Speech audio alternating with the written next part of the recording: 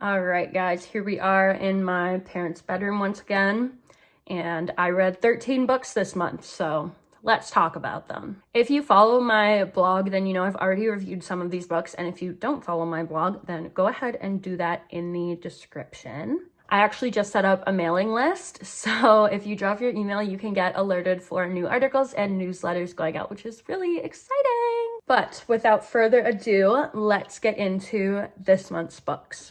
The first book I read was Things Have Gotten Worse Since We Last Spoke by Eric LaRocca. I actually had the version that was 3 short stories in one book. So the first one, I guess, was called Things Have Gotten Worse Since We Last Spoke. And then there were 2 more after that. I will be honest with you, I was really excited for this book when it first came out. And I searched and searched for it, and I really wanted to read it. I was just so intrigued. And honestly, I was disappointed. The whole book reads like a Wattpad story. I did not think the writing was good at all. I did not enjoy it. The first story was basically just trauma lesbian porn, and it was written by someone that is not a lesbian. So it just felt very out of touch with reality, and I didn't think it was realistic at all, and I didn't feel connected to any of the characters. I just didn't have a good time reading it. The second short story was kind of like a ghost story, but like I said, it was literally giving the Wattpad version of The Shining. And by the last story, I was losing interest, so I don't even think I could tell you what it was about. Overall, this book was a lot of body horror, a lot of trying to do things for shock value that just weren't shocking and were rather gross instead. I gave this book 2 stars. I wouldn't recommend it. The second book I read this month was Reminders of Him by Colleen Hoover. Look, I can't explain the chokehold that Xoxo has on me, but for some reason, I pick up her bestsellers and forget how bad the last one was. This is the 4th Colleen Hoover book I have read, and I want to say it was maybe my second favorite, Verity being first, because Verity was actually a good book. I don't care what anybody says, and I don't want to hear it. So this book follows Kenna. She just got out of serving 5 years in prison because she was drunk driving and killed her boyfriend. She didn't know at the time, but she was pregnant with his child, which she gave birth to in prison. And now the whole story is her trying to come to terms with the fact that she kind of just left him to die on the street, and she wants custody of her child again. She moves to his hometown and tries to find his parents who are raising her child and tries to get custody of her child. Not only that, but she pursues this love interest who we find out is her deceased boyfriend's best friend. And everyone is pissed when they realize she's here trying to live this life. And quite frankly, I think they have a point. The thing that annoyed me with this book is that Colleen Hoover tried to make Kenna the hero when Kenna was the reason this all happened. Kenna was drunk driving and she crashed the car. Her boyfriend was laying on the street and she thought he was dead. So she went home because she didn't want to deal with the consequences, and she went to bed. Come to find out that he was alive for 6 hours on the road, and had she called the paramedics, he would have lived. So not to be dramatic, but if I was her boyfriend's family and friends and I found out she was here trying to get a piece of my life, I would not be having any of that. But of course, it's a Xoxo book, so none of these dark, heavy topics will ever be handled properly. The family and the best friend of the boyfriend end up forgiving her, and she is allowed to be in her child's life now. Could never be me, but nobody asked. I'm just sick of Colleen Hoover trying to tackle these really heavy subjects in kind of a fluffy, glorifying way. It was the same with It Ends With Us and just the whole domestic violence storyline. I don't think she handled it very well. I think it was very glorifying of domestic abuse. And don't even get me started on Ugly Love and that weird step-sibling incestuous. Miss me with that. Overall, I gave this 3 stars. It was written like a Colleen Hoover. I mean, if you've read one, you've read them all, right? Book 3 was Night Bitch by Rachel Yoder. Another one that I was very excited about for a very long time, and when I picked it up, it was just disappointing. I didn't enjoy the way it was written. I didn't enjoy that there were no chapters, just very long parts of the book. My little ADHD brain needs to have a page break every now and then. This story follows a mother who is convinced she's becoming a dog, and her husband dismisses her, and the neighborhood moms are weird, and it's just a whole metaphor for the brutality and the violence of being a woman and being a mother. I didn't want to have kids before I read this book, and now that I've seen inside the life of a suburban housewife, I would quite frankly rather kill myself. She is an artist, and she ends up taking her experience becoming a dog and makes it a big art show.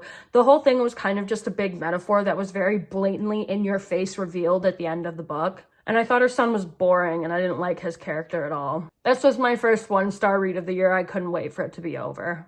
Next, I read This Might Hurt by Stephanie Roble. This was a 4-star read. I really enjoyed this one. We are following 2 sisters. One of them receives an email from a rehabilitation center that her sister is staying at that is threatening to tell her sister the biggest secret of this girl's life that apparently will ruin their relationship, and we have no idea what that is yet. So this girl, Natalie, she gets on a boat and she goes to the rehabilitation center. It's kind of like a nature reserve, relaxation retreat. But she gets there and it's a cult.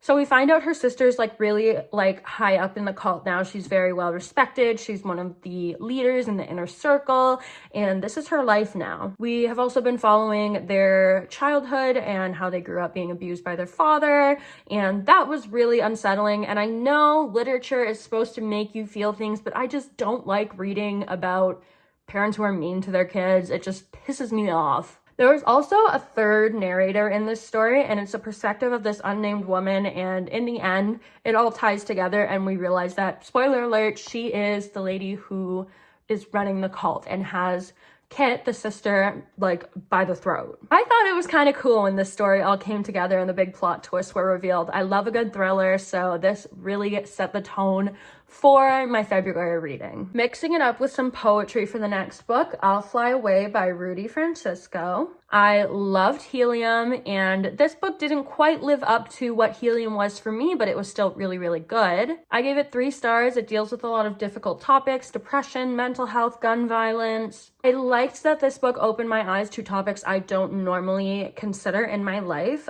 such as Black culture and oppression, the joys and tribulations of fatherhood. It just gave me a very different perspective on life that I would not have otherwise considered. I thought Helium was good all the way through. This one, I kind of found some lines were really gut-wrenching, slaps you in the face, and some lines were kind of I don't want to say corny, but kind of corny. This made me want to circle back and read Helium again. I really liked it. Nice, quick, easy read. I recommend. God, the 6th book pissed me off. Kathleen Glasgow's Girl in Pieces was not what it was cracked up to be for me. I see people on TikTok that just rave about this book, and I just didn't think it was that great. We are following Charlie, a young girl who just got out of a psychiatric hospital and gets abandoned by her mother. So she takes a bus all the way to Phoenix, Arizona to stay with a friend. She thinks she's gonna get with this friend, and the friend ends up having a girlfriend, and this just shatters her world. She is not well. I do just want to preface this with a trigger warning for self-harm, suicide, drug use, abuse, all that stuff, because Charlie was in the hospital for a suicide attempt, and it's basically just following her trying to get her life back on track. I didn't mind the mental health and recovery aspect of the book because who among us has not had a grippy sock vacation? The thing that pissed me off about this book was that Charlie ends up working in this bar or cafe or something, I can't remember, and she ends up getting into a relationship with her boss. And he's 27. And she's 17. I don't care. I don't give a fuck what the laws of consent are in Phoenix, Arizona. She is a minor, and that's fucked up. And the thing is that nobody seems to care about this. I don't understand, because her boss, Riley, is 27. A lot of the coworkers seem to be that age who knows about him and Charlie. And personally, I even think it's weird, and I'm 22, when my 22-year-old friends go for teenagers. Why are you doing that? The whole thing just reeked of grooming to me, and I felt like he was, quite frankly, taking advantage of a girl who he knew was in a tough place, and she was so young, and I just feel like she deserved better. Yeah, like I said, so many people swore by this book, and I just couldn't get over the grooming aspect of it, but maybe that's just me, and I need to stop reading YA fiction. Overall, 3 stars. The next book I read was my favorite book that I've read in a very long time. Alone with You in the Ether was a sci-fi love story. It was beautifully written. Some of the lines just punched me right in the chest. We are following Aldo and Regan. They are 2 young adults who met in the Art Institute, and it's basically their love story. I've never been so in love with 2 characters. I was connected to their connection. I just felt this book all the way down to my soul, and I would definitely read it again. The sci-fi elements added a nice otherworldly touch, which I don't really read sci-fi because, quite frankly, I find it very confusing. My brain's a little too stupid to understand it. There was not so much sci-fi in this book that I was confused. There was just enough to add a little je ne sais quoi. Like I said, I have never had so much emotion elicited by a book in a very long time. I was fighting for these characters while they were fighting for each other, and I felt it in my bones, man. I don't know. Somebody on Goodreads commented that reading this book was like seeing God. Honestly, I don't think there's a better way to describe it. Overall, this is my first 5-star read of the year. I was very happy with it, and I definitely recommend.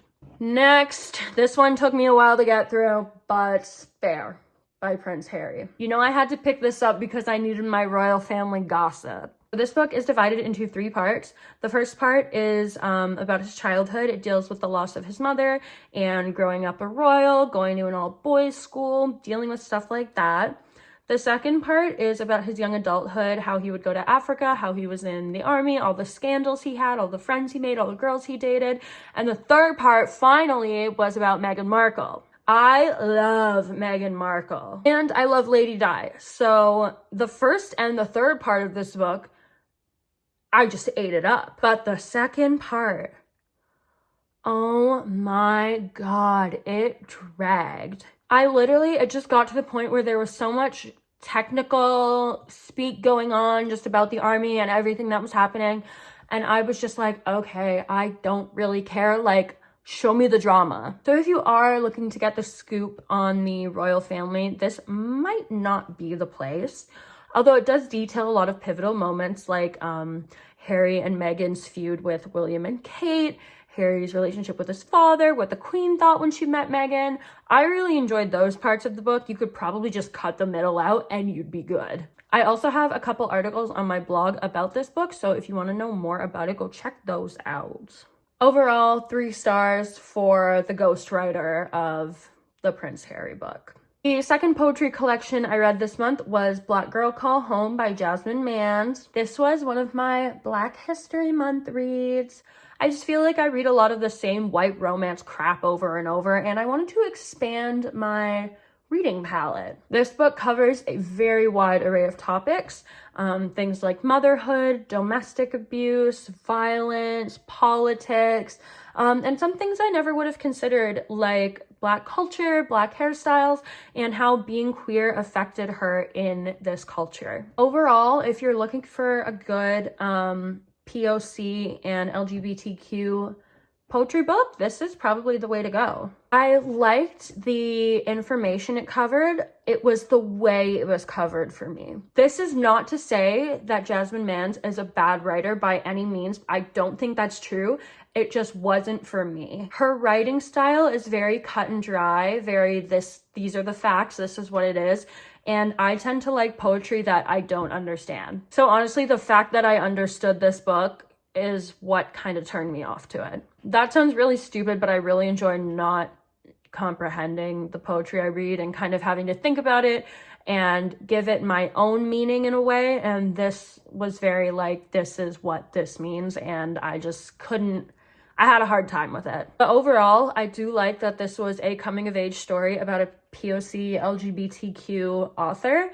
I definitely think it was a different, more diverse read than I'm used to, and I appreciated it for those aspects. Overall, I gave it 2.5 stars with potential. Next is a 4-star book that probably could have been a 5-star book, but I'm pretty stingy with my 5-star reviews. You guys are probably familiar with this one, My Year of Rest and Relaxation by Otessa Moshfegh. I said that wrong. Yeah, easily 4.5 stars for this one. We are following our narrator. She is a young, beautiful, rich woman in New York City, but she is depressed. Literally, I was reading this book and I was like, am I mentally ill, or is this the best thing I've ever read in my life? She finds this doctor who keeps prescribing her more and more prescription medications for her mental state, and she basically just ends up sleeping all the time. She takes some time off from work, and she's not in school or anything. We're just following her and her depressive episode as she sleeps, wakes up, watches old movies, and we also get to see how it affects her relationship, specifically with her friend Riva, who always comes over. I just feel like if you've ever felt the need to be a recluse for a while, if you've ever wanted to just sleep it all off, you can live vicariously through our narrator here. It is staged in the early 2000s, just before 9/11. So that was a really interesting aspect as well. It is written in a very dry, depressing way, but it still manages to be very captivating and beautiful, which I enjoyed. I will definitely be reading more of this author's books because I just really love the way it was written and the way not very much was happening, but I still felt like the story was being moved along and I was still very intrigued in what was going on. I felt like it was a very accurate depiction of mental health in the 21st century. So if that's something that interests you, I would definitely check this book out. Next, this one's a bit of a doozy. I wish I knew what to say about Sheila Heti's Pure Color. I just don't have words for it. I think it was beautiful, although I'm not entirely sure what I spent 2.5 consecutive hours reading. It's a very quick read. It's a little confusing. It deals with a lot of religion, philosophy, harder topics like love and life and death and grief. There is queer representation in this book, which I loved. And I do feel like it's worth it to say that although I didn't understand what was going on 100% of the time, I did feel very connected to this book. I felt like every sentence just opened me up and poured into my soul. We are following our narrator as she goes through art school and works at a lamp store. She meets this girl, Annie. She falls in love with her. Fast forward a few years, her father dies and she becomes a leaf with her father. They are a leaf together. Then she sees Annie walk by the tree she's on and she decides she doesn't want to be a leaf anymore. She wants to be with Annie. So she stops being a leaf and she pursues a relationship with Annie that does not go well. Which is sad because I was rooting for her. Imagine being a leaf and finding the girl you love and then it doesn't go well. Like, I'd become a leaf again, bro. Something interesting about this book was that it was supposed to take place in like a rough draft of creation, and God was kind of working out the kinks and getting ready to create the final draft. So there was a lot of philosophy and religious allusions in this book, which I kind of enjoyed, honestly. And I'm not a very philosophical person, so that was surprising. Picked this book up because it was described as like a galaxy of a book or something. And honestly, I don't think there's a better way to describe it. This book was just life-changing. Although I still think about this book to this day and I love everything about it, I gave it 3 stars because I didn't know what was happening half the time. My second nonfiction read of the month was But You Seem So Happy, A Marriage in Pieces and Bits by Kimberly Harrington. This is a series of essays about a woman whose marriage seemed perfect. She seemed to have it all, but behind the scenes, it was falling apart. I love the way this book was written. I thought it was beautifully written. It was funny. It was tender. It was heartwarming. It definitely made me think about my future and made me think, like, do I even want to be married someday? Do I want to have kids? Probably not. I think everyone should read this book because it offers a very real inside look at what committed relationships are comprised of. It also focuses a lot on how a divorce is not a failure. It's just another step in life. I thought that was a really lovely way to look at it. The only reason I gave it like 3.5 stars was because Kimberly Harrington and her husband don't actually get divorced. Yeah, so The whole book is about how her marriage falls apart and she and her husband want to get a divorce, but then they continue to live in the same house, raising their kids, eating meals together, going on vacation together. They fix up the house together. The only difference between now and then is that they have separate bank accounts and they sleep in separate beds. Like, is it just me or do they have the perfect marriage? So it definitely painted a very real picture of marriage, but I don't think it painted a very real picture of divorce. Overall, like I said, 3.5 stars. I liked the way it was written. I thought it was interesting. I thought it was captivating. It didn't go where I expected it to go. And we're gonna end on a good note. My second 5-star read of the month was The Silent Patient by Alex Michaelides. Probably said that wrong. This thriller follows a psychotherapist who is trying to get down to the bottom of why Alicia Berenson killed her husband and then went silent. The plot twist in this book was bananas. Nobody is who they seem. Everybody has secrets. It was twisty, it was turny, it was well written, it was captivating. I loved this book. It was literally unsettling and made your skin crawl, but like in the best way possible. I've seen people on Book Talk talking about this book and they either love it to death or hate it to pieces. I personally loved it. If you're a fan of thrillers, check this one out. You will not regret it. And that is all the books I read in February. Hopefully we have around the same in March. I am trying to read 50 books this year, and I think I'm well on my way already. And if you guys want to keep up to date on what I'm reading, what I'm doing, and anything else going on in the world, and what I think about it, you can check out my blog. Like I said, the link is in the description. I do videos about what I read in a week on TikTok, so if you want to stay updated on what I'm getting from the bookstore, you can check those out as well. Thank you guys so much for watching. I will see you next time. Bye.